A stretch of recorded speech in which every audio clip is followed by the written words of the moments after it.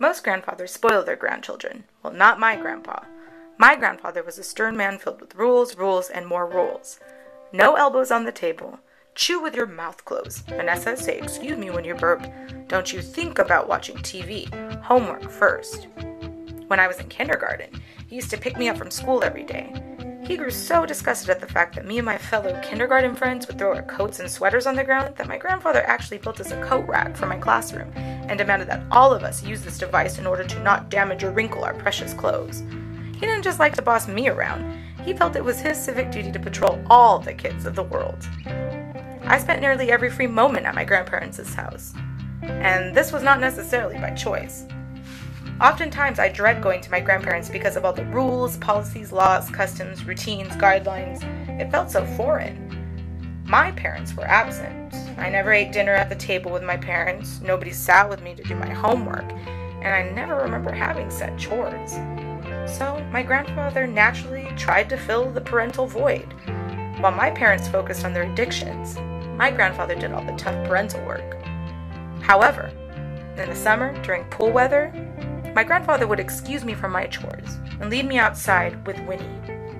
Winnie was a handcrafted piece of perfection. She was an invigorating red with a sedated ivory sail and ultramarine letters that shouted W-I-N-N-I-E. She was a small boat, no larger than my grandfather's size 12 shoes. When Grandpa retrieved Winnie from the closet, my eyes exploded with delight. I'd leap from my seat and run my young hands across Winnie's smooth wooden surface.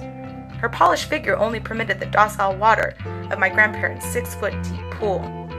Grandpa would lead me to the shallow end of the pool, where I anxiously awaited departure. His hands would cup mine as we slowly crouched and gently released Winnie into freedom. The summer breeze anxiously pushed Winnie across her familiar waters. When I looked up at his warm smile, I knew his rules liquefied into a chlorine abyss. I could put my elbows anywhere.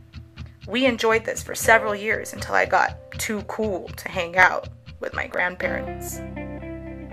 This was one of the few moments I got to see my grandfather let loose and show me his gentler side.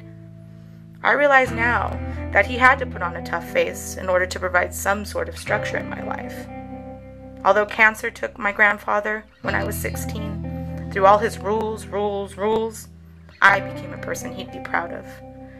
And I know now that all those rules showed me how much he loved me, and for that, I am always grateful.